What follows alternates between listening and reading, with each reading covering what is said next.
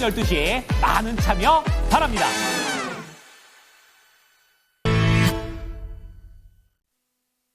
체크인스탁입니다. 알파경제 김종혜 이사, 나도투자자분의 이재규 본부장 두 분 모셨습니다. 안녕하세요. 안녕하세요. 예. 힘준 한 주의 마무리 두 분이 오늘장 준비 도와드릴 건데요. 체크인스탁 첫 번째 포인트는요. 우리 증시 빠질 만큼 빠졌는가 지수 얘기로 출발해 보겠습니다. 유가증권 시장은 주간 기준으로 봤을 때 5%가량, 그리고 코스닥은 정말 힘들었던 것이 숫자로 드러납니다. 목요일장까지 데이터를 집계해 보니까 8%나 넘게 주간 기준 밀렸습니다. 그렇다면은 오늘은 어떨 것인지, 앞으로는 어떨지, 약세장에 진입한 것이 맞는지, 김 이사님 어떻게 보세요? 네, 오늘 그 DB투자증권의 데일리 리포트에 의하면 제목이 퀀터멘탈이라고 해서 퀀트로 이제 시장을 보겠다라는 판단인 듯한데, 지금 우리 시장의 움직임을 보면 지난 7월 이후에 나타난 하락세 이런 흐름을 전반적으로 봤을 때 7월 달부터 하락으로 진입한 것이 아닌가. 이게 사전적으로 확인이 안 되잖아요. 사후적으로 지나고 나서 보니 한 7월부터는 다시 약세장으로 좀 진입한 게 아닌가라는 그런 판단을 DB금융투자에서는 하고 있는 것 같습니다. 그래서 그와 관련된 여러 가지 내용들이 전개되어 있는데 그런 내용들은 개인적으로는 별로 관심이 없고, 만약에 정말로 약세장에 진입했다면 그러면 어디까지 레벨 다운을 할 것인가에 대한 판단은 어제 좀 말씀을 드렸어요. 지금 PB 기준으로도 역대 최저치까지는 아니지만 거의 위기 수준으로 내려온 상황이고, 그다음에 외국인들의 매도가 삼성전자에 집중되고 있기 때문에 결국 결론적으로는 삼성전자가 돌아서는 타이밍 자체가 중요한데 아직까지 이제 그런 시그널은 나타나지 않고 있고요. 준비된 그림은 뭐냐면 결국 약세장에 들어갔다고 하더라도 흔히 얘기하는 그 베어마켓 랠리는 존재한다는 거죠. 그래서 지금 현재 구간에서의 낙폭이 비교적 7월 달부터 과하게 진행된 상황에서 베어마켓 랠리가 나타날 개연성을 언급하고 있는 것으로 보이고, 만약에 이런 시장의 상황 흐름이, 즉 지수가 정말로 레벨 다운을 단계적으로 스텝 다운을 해서 2000 이렇게 계속 무너져가는 그런 장세라면 아무것도 대응이 안 되지만, 만약에 지금부터 레벨을 내리는 것은 굉장히 완만하면서 옆으로 좀 흘러가는 그런 박스권 장세의 모습을 보여주거나, 혹은 지금 그 네모친 칸에서 보여주고 있는 반대 랠리를 보여준다면, 베어마켓 랠리를 보여준다면, 지금부터는 가장 중요한 것은 종목 선택이 너무나 중요하다라는 걸 말씀드리고 싶은 거예요. 이사님, 지금 화면에 차트가 나가고 있는데 요게 추세적으로는 하락하는 가운데서도 조금씩 반등이 있다. 이 베어마켓 랠리라는 얘기는 알겠는데 옆에 숫자도 막 나와 있고 하잖아요. 그거 무슨 얘기예요? 네, 그러니까 평균 기간과 하락률을 나타낸 거죠. 그러니까 저렇게 한 자락 하락했을 때, 우리가 흔히 얘기하는 한 파동에 하락했을 때 보통 평균 일수와 하락률, 그다음에 반등했을 때 반등 일자와 상승률, 이것을 이제 숫자와 퀀트화한 거죠. 그래서 이걸 이제 평균 지어서 나타낸 거기 때문에 큰 의미가 없을 수 있으나, 어쨌든 과거 평균은 이러했다라는 게 하나의 그 기준점은 되잖아요.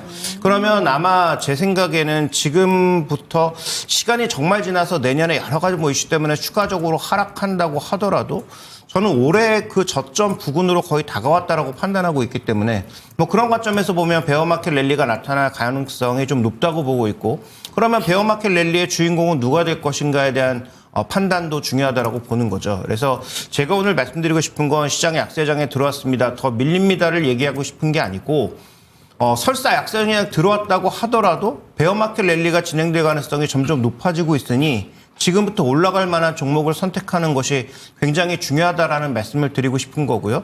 또 의외로 2025년도에 우리가 우려했던 게 전부 다 기후일 뿐이어서 강하게 반등할 수도 있는 거죠. 그래서 2025년도에 대해서는 아직까지는 명확하게 판단을 내리기가 어려운 게, 오늘 조금 이따도 얘기 나누겠지만 2차 전지와 관련돼서, 전기차와 관련돼서 정말 많은 얘기들이 또 막 쏟아져 나오고 있어요. 그래서 지금 우리가 이익을 확정 지을 수 있는 부분이 거의 없다는 점을 고려해 볼 때 저는 지금은 종목 선택이 중요한데, 과거에 이제 제가 말씀드렸던 내용들을 좀 복귀해 보시면 제가 이 장에서 반드시 필요한 것 방어주.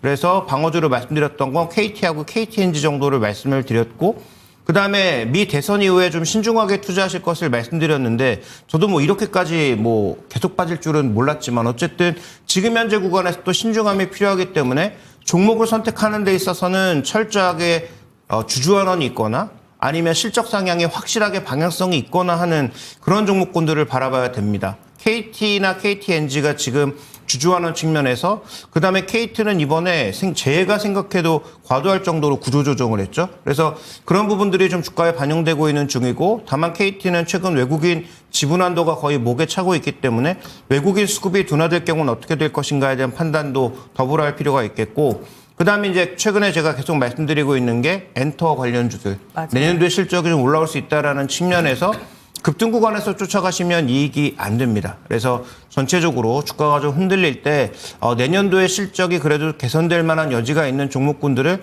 현재 구간에선 담아보시는 게 그래도 낙폭과대주 중에서는 가장 낫지 않나 이렇게 좀 보고 있습니다. 네.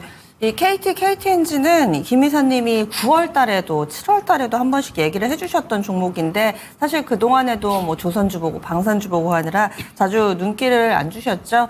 차트 보면은 그때 사신 분들은 아마 안정적으로 수익 내고 계실 겁니다. KTNG는 워낙에 또 신고가 영역이기도 하고요. 이런 종목군들 혹은 엔터섹터 이렇게 종목을 잘 고르는 게 중요하다 강조를 해주셨고 다음 두 번째 포인트 넘어가겠습니다.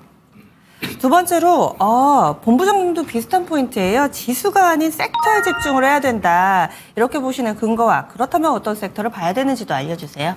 네, 일단 우리나라 시장 저도 방금 전에 이사님 말씀하신 것처럼 시장이 생각보다 너무 많이 밀렸다라고 보고 있어요. 근데 지금 수급적인 부분들이 단기적으로 개선될 가능성이 낮다라고 보고 있거든요. 물론 안정화는 될 가능성이 있다라고 보는데 수급적인 부분이 개선이 되지 않는다라고 한다면 지금 지수 플레이, 그러니까 뭐 반도체라든지 2차 전지 같은 우리나라 시장을 크게 움직일 수 있는 쪽에 대해서 공격적으로 진입을 하기보다는 오히려 지금 시장에서 좀 부각이 되고 있는 섹터 쪽에 좀 집중을 하시는 게 어떨까라고 말씀드리고 싶습니다. 그러니까 최근 이제 우리나라 시장 굉장히 어려운 과정에서도 뭐 미국에서 조선업을 협업하자 뭐 이런 이야기들이 나오면서 조선주들이 랠리를 한번 보였고요. 뭐 트럼프, 머스크 쪽에 대한 트레이드로서 우주항공 쪽 같은 경우도 좋은 모습이 나왔죠. 그리고 엔터주들 같은 경우도 최근에 좋은 모습들이 나오는데 결국에는 자금이 지수 자체가 올라간다라는 것에 베팅한다라기보다는 그 외의 섹터들에 좀 들어오고 있는 것 같거든요. 아무래도 시장에 들어오고 있는 자금이 제한적이다 보니까 지수의 V자 반등이라든지 뭐 반도체랑 2차 전지 전반적으로 우리가 이제 밸류에이션적인 측면에서 봤을 때는 반등이 나올 수 있는 구간이지만 지금 V자 반등을 하기에는 조금씩 모멘텀이 약하다라고 생각을 하고 있습니다. 그래서 우리가 이렇게 좀 간단하게 설명을 드리자면 내가 좋다라고 분석한 기업보다는 시장에서 지금 자금이 들어오고 있는 쪽, 그러니까 자금이 많이 들어오면서 모멘텀 플레이가 될 수 있는 종목군들 쪽으로 좀 집중을 해보시는 게 맞지 않을까라고 생각이 되고 있어요. 그래서 트럼프 당선인이 나오면서 시장에서 부각이 되고 있는 종목군들 여전히 계속해서 좋은 모습들이 나오고 있거든요. 그래서 뭐 우주항공이라든지 조선이라든지 우크라이나 재건 같은 경우도 계속해서 좋은 모습을 보여주고 있는데 이런 종목군들이 무조건 우리가 가치적인 측면에서 접근을 했을 때 메리트가 있다라는 것은 아닙니다. 하지만 지금 당장의 시장에서 그러니까 뭐 제가 1년 후에 이런 종목군들이 올라가 있을 겁니다라고 말씀드리는 게 아니죠. 당장에 좀 부각이 될 수 있는 종목군들 같은 경우는 어쨌든 섹터에 집중을 하실 필요가 있다. 그래서 우리가 뭐 다른 이야기로 하거나 우리 시청자분들께서 편한 말씀을 드리자면 종목별 장세가 이어질 가능성이 전 높다라고 보고 있거든요. 그래서 종합주가지수가 갑자기 2600, 2700까지 반등을 나온다라는 관점보다는 지금 좀 타겟팅을 해가지고 종목군들을 고려해 보시는 게 어떨까라고 말씀드리고 싶고요. 트럼프 트레이드와 머스크 트레이드는 제가 봤을 때 그래도 12월 달까지는 적어도 12월 달까지는 유효할 가능성이 높으니까 지금 조선은 이제 방산 쪽과 관련돼서 오늘 새벽에 좀 내용들이 나왔어요. 미국 쪽에서 방산에 대한 뭐 지출을 줄일 수 있다. 군비를 좀 줄일 수 있다. 국방부 예산을 좀 줄일 수 있다라는 얘기가 나와서 오늘 좀 열어보고 좀 봐야 될 것 같은데 우주항공이라든지 재건 같은 경우는 추가적인 우상향이 나올 가능성이 있다라고 보고 있습니다. 특히 우주항공 같은 경우는 시장에서는 우리가 머스크 트레이드라고 이야기를 많이 하고 있죠. 하지만 제가 좀 찾아보니까 미국의 공화당과 민주당의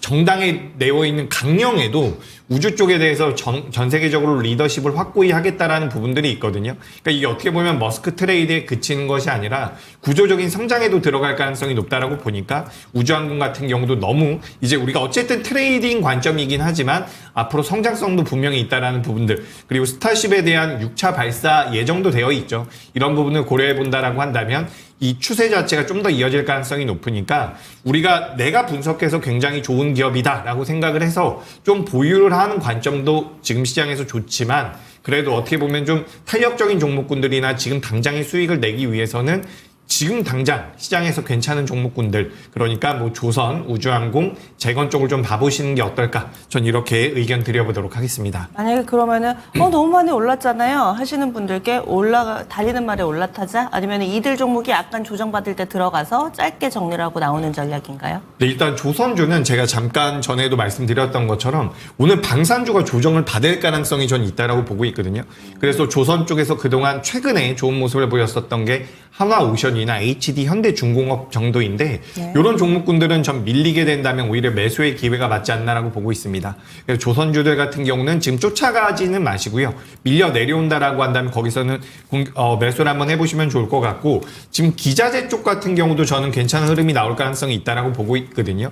기자재 쪽 같은 경우는 저는 뭐 최근에 우리 시장에서 뭐 피팅밸브 쪽도 좋은 주가 흐름이 나왔는데 동성화이텍이라든지 한국카본 같은 요 LNG 본행제를 만드는 기업들이 있거든요. 어쨌든 트럼프가 화석연료를 만들고 LNG라든지 LPG 쪽에 대한 수출을 많이 하겠다라고 한다면 LNG 그 탱커에 들어가는 본행제를 만드는 기업들이 실제 수혜를 받을 가능성이 있다라고 보고 있습니다. 그래서 우리가 조선 쪽 같은 경우는 눌림이 나왔을 때 접근을 하시는 게 좋을 것 같고요. 조선 쪽 중에서는 이제 좀 큰 기업들은 나는 좀 부담이 된다라고 한다면 저는 본행제 쪽에 대한 동성화이텍도 좀 관심을 가져보시는 게 어떨까. 그리고 우주항공 쪽 같은 경우도 최근에 주가가 좀 올라온 것 같지만 사실 굉장히 오랫동안 조정을 받은 섹터이기도 하거든요. 그렇기 때문에 우주항공 쪽 같은 경우는 이도 마찬가지입니다. 눌림이 어느 정도 나온다라고 한다면 저는 매수 접근. 다만 우주항공 쪽 같은 경우는 아직까지 실적적인 부분은 올해 이제 세트레가이 같은 경우도 연결 기준으로 흑자 전환이 된다라고 이야기가 나오고 있는데 엄청난 매출 급증이 나오진 않을 거예요. 그러니까 아직까지는 트레이딩 관점인데 추후에는 미국에서도 정부에서 정책적으로도 계속해서 육성이 될 가능성이 높으니까 어쨌든 지금 당장에는 이런 종목군들을 보셔야 된다. 다만 뭐 쫓아가는 매매보다는 눌림이 나왔을 때 공략을 해보시는 게 좋을 것 같고 재건 쪽 같은 경우도 우리가 이렇게 좀 생각해 볼 필요가 있어요. 무조건 우리가 올라간다라는 관점은 굉장히 위험하지만 갑자기 트럼프가 전쟁 종식시키지 않겠어라고 할 가능성도 저는 굉장히 낮다라고 보고 있거든요. 그러니까 취임식 때까지 전쟁을 내가 그만두게 할 것이다라는 이야기들이 어떻게 보면 계속해서 이슈화 될 가능성이 높다라는 거죠. 네. 그렇다라고 한다면 이런 종목군들 같은 경우도 눌림이 나올 때는 접근하실 필요가 있겠다라는 의견 드리겠습니다. 예, 다음 포인트 넘어가겠습니다. 전기차 요즘 힘들죠. 삼성 SDI는 코로나 이전 수준까지 밀려 내려갔고요. 포스코 퓨처엠도 어제 큰 폭의 하락 움직임을 나타냈습니다. 이런 가운데 이 전기차 관련된 뉴스가 하나 나왔는데요. 중국의 CATL이 미국이 허락만 해준다면 우리가 미국에 공장을 지을 수도 있다라고 이야기를 했다는데 이 속내는 무엇인지, 그렇다면 우리 2차전지 관련된 종목군들은 어떻게 받아들여야 될지 김 이사님 알려주세요. 네, 오늘 뭐 전기차, 그다음에 2차 전지를 둘러싼 뉴스들이 뭐 쏟아지고 있습니다. 오늘 제가 뭐 출근하면서 본 뉴스는 미국에서 그 보조금 철폐와 관련돼서 실제로 뭐 확정될 것 같은 그런 분위기. 그래서 제가 뭐 현지 기자에게 물어봤더니 뭐 현지에서도 약간 그런 분위기가 나타나고 있다는 얘기가 돌고 있고요. 앨런 머스크도 동의했다고 기사에서 나오더라고요. 네. 그 다음에 이제 또 하나 주목할 것은 어저께 로이터발로 나온 뉴스가 결국은 어제 2차 전지의 종목군들을 끌어내렸다라고 좀 보고 있는데, 일단 CATL이 공장을 짓는 방법은 과거 포드 사례와 유사해요. 그러니까 테슬라가 돈을 대고 기술 제공만 해서 테슬라가 짓는 형태로 갈 가능성도 언급이 되고 있는 상황이고, 아니면 CATL이 지금 우리나라 업체처럼 공장을 지어서 할 가능성도 뭐 제기가 되고 있는 상황입니다. 최근에 이 링더스타, CATL의 주가가 나쁘지 않은 상황이죠. 최근 들어서 뭐 주가가 좀 굉장히 오르고 있는 상황인데, 지금 중국 쪽의 대부분의 공장들 가동률도 지금 70%를 채 넘지 않는 상황이고요. 그러니까 중국도 어느 정도 공급 과잉에 시달리고 있는 건 맞고, 그 다음에 지금 준비된 그림 보시면 전에도 한번 보여드렸던 그림인 것 같은데, 제가 말씀드린 삼성증권은 지금 2차 전지에 대해서 계속 뉴트럴을 외치고 있기 때문에 약간 부정적 바이어스가 섞여 있다라는 것을 전제로 지난번에도 한번 말씀을 드렸는데, 이 그림이 그때 이후에 수정된 그림이긴 합니다만 국내 3사의 캐파 자체가 이미 EV 수요를 넘어서고 있다는 거예요. 그래서 이게 앞으로도 지속될 가능성이 높기 때문에 그러면 영원히 안 된다, 부정적이다 이게 아니고, 그러면 저 남는 수요를 채울 수 있을 만한 다른 수요를 찾아야 되잖아요. 그래서 최근 들어서 LG의 에너지 솔루션이 상대적으로 강했던 건 여러 회사와 추가적인 장기 수주를 맺고 있고, 뭐 스페이스 X로도 가고 여러 가지 그런 쪽으로 발을 넓혀가면서 그나마 조금 움직임이 나타나고 있는 그런 상황이거든요. 그래서 지금 전기차는 지금 나오고 있는 뉴스들을 전반적으로 살펴보면 우리에게 그렇게 긍정적인 뉴스는 별로 없는 상황입니다. 그래서 혜택은 줄일 것으로 보이고 어떤 식으로든 그다음에 경쟁은 만약에 CATL이 어떤 형태로든 들어온다면 이건 뭐 부담이 될 수밖에 없는 상황이고 그다음에 지난번에 한번 보여드렸습니다만 GM이나 포드나 대놓고 모두 전기차의 가격을 낮추기 위한 노력들을 하고 있는데 그중에 하나가 배터리 가격을 떨어뜨리는 거예요. 그런데 지금 NCM 배터리 그것도 하이니켈 NCM 배터리의 가격을 자기들 마음대로 어떻게 떨어뜨리겠어요. 그 얘기는 LFP라든지 LFPM 같은 그러니까 망간이 섞인 LFP 배터리를 써서 좀 더 비용을 낮추겠다라고 스스로 공언하고 있고 그래서 엘티엄 브랜드를 버린 거거든요. 왜냐하면 GM의 엘티엄 브랜드는 공원 자체가 정의 자체가 하이니켈 LG엔솔의 하이니켈 배터리를 이용한 시스템입니다. 근데 그 엘티엄 이름을 버린 것은 LG엔솔과 협력을 안 하겠다가 아니고 공장 뭐 처리하거나 이러겠다가 아니고 그거 정의에서 벗어나겠다. 그래서 LFP도 쓰고 뭐 다른 것도 쓰고 NCM도 상대적으로 낮은 니켈 함량이 낮은 것도 쓰겠다는 그런 의지를 GM이 지금 대놓고 지난번 배터리 데이 때 밝힌 것인데 그런 요인들을 고려해 보면 우리나라 종목군들 역시 계속 말씀드리지만 저점을 찍었다라는 데는 동의하는데 갈 길이 멀고 험하다라는 것도 같이 동의를 하셔야 될 상황이 아닌가라고 보여집니다. 그래서 최근에 SDI의 급락은 저도 특별히 빠질 만한 이유가 없다라고 봤는데 왜 이렇게 빠지는가를 생각해 보면 결국 이 이슈였던 것 같아요. 삼성 SDI가 그나마 조금 주가 반등했던 이유가 4분기부터 AMPC를 받을 수 있다라는 게 주가 반등의 핵심이었는데 트럼프 당선되면서 오히려 AMPC 가능성이 없어지면서 주가가 최근에 급락한 게 아닌가. 그런데 밸류에이션은 지금 거의 PR 9배 수준으로 빠졌거든요. 그다음에 보조금 없이도 유일하게 수익을 내고 있는 삼성 SDI가 같이 도매급으로 취급을 받을 필요가 있는가라고 본다면 저는 뭐 최근에 낙폭이 과대해서기도 하지만 이익 기준에서 봤을 때 또 보조금이 사라졌을 때 그 세 개의 대형 셀 중에서 누가 제일 유리한가를 보면 삼성 SDI라고 보기 때문에 오히려 가격 메리트가 생긴 삼성 SDI는 뭐 적극적인 매수 기회가 아닌가라고 보고 있습니다. 예, 알겠습니다. 2차 전지에 대한 이야기, CATL이 미국 공략을 적극적으로 하게 되면 어떨까에 대한 시나리오였습니다.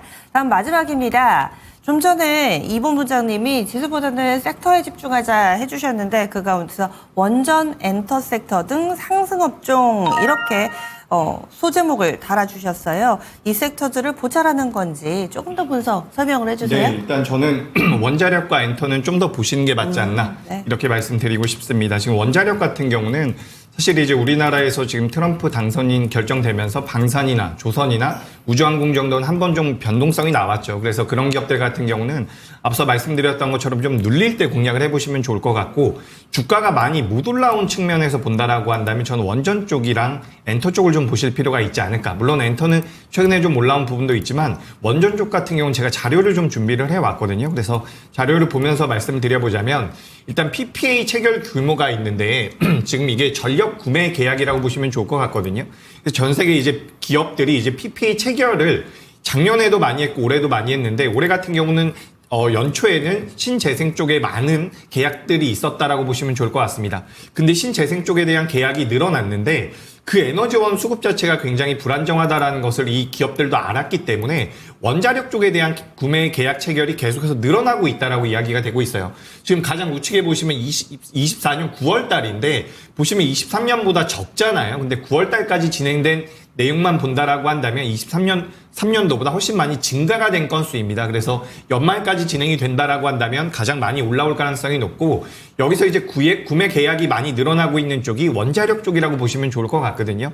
그래서 우리가 또 제가 자료를 준비했는데 보시면 지금 원자력 쪽에 대해서는 어쨌든 우리나라뿐만 아니라 글로벌 시장에서 뭐 마이크로소프트라든지 구글이라든지 계속해서 투자를 하고 있다는 부분을 놓고 봤을 때 어쨌든 우리가 빅테크 기업들 같은 경우는 에너지원이 계속해서 필요한 부분이고 그에 따라서 원전주들 같은 경우는 부각이 될 가능성이 높다라고 보고 있습니다. 근데 이제 반대로 우리나라 기업들이 많이 올라왔느냐라고 본다면 지금 제 화면에 두산 에너빌리티를 잠깐 띄워놨는데 요 두산 에너빌리티가 어느 정도 올라왔을 뿐이지 다른 기업들 같은 경우는 그렇게까지 주가가 올라왔다라고 볼 수가 없거든요. 그래서 우리가 지금 트럼프 트레이드와 관련된 종목군들의 주가의 변동성이 굉장히 잘 나오는데 그에 비해서 주가의 흐름이 많이 올라오지 못한 쪽이 어디일까라고 고민을 해본다면 전 원전 쪽이 아닐까 생각을 하고 있어요. 어쨌든 트럼프 쪽에 대한 수혜도 받을 수가 있는 부분이라서 게다가 우리나라도 좀 메리트가 있는 업황이기도 하고요. 그래서 저는 원전 쪽 같은 경우는 눌림을 많이 기다릴 필요 없이 지금부터도 좀 공략을 해보실 필요가 있지 않을까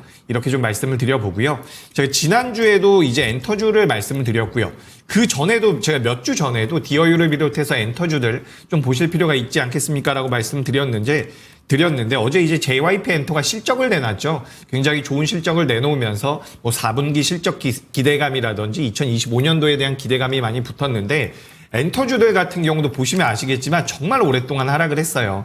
그래서 제가 앞서서 체크인스탁 첫 번째 주제에서 시장보다는 그러니까 지수보다는 업종에 집중할 필요가 있다. 섹터에 집중할 필요가 있다라고 말씀드린 게 지금 JYP 엔터 같은 경우는 작년에 14만 원대에서 현재 5만 원대까지 빠져 있는 상황입니다. 근데 이런 기업들이 그죠 엄청 많이 빠졌죠. 근데 이런 기업들이 실제로 이제 2025년도부터 실적이 개선이 된다라고 한다면 주가의 상승 여력이 좀 더 남아 있을 가능성이 높다라는 거죠. 그래서 우리가 너무 크게 보기보다는 그래도 좀 업종이나 섹터에 좀 집중을 하면서 공략을 해보시는 게 맞을 것 같고 2025년도에는 우리나라 또 엔터 대표 기업들이 뭐 하이브 같은 경우는 10개의 IP 그리고 JYP나 SM 같은 경우도 8개 정도의 IP가 이제 시장에서 매출로 잡힐 가능성이 높다라고 이야기가 되고 있거든요. 그래서 이런 기업들 같은 경우는 어쨌든 지금부터 우상향을 그려갈 수가 있으니까 최근에 좀 올라왔다라고 해서 너무 덮어두지 마시고 그래도 지금 시장의 트렌드 자체가 지수 플레이보다는 업종이나 섹터에 집중하는 것이 중요할 것 같으니까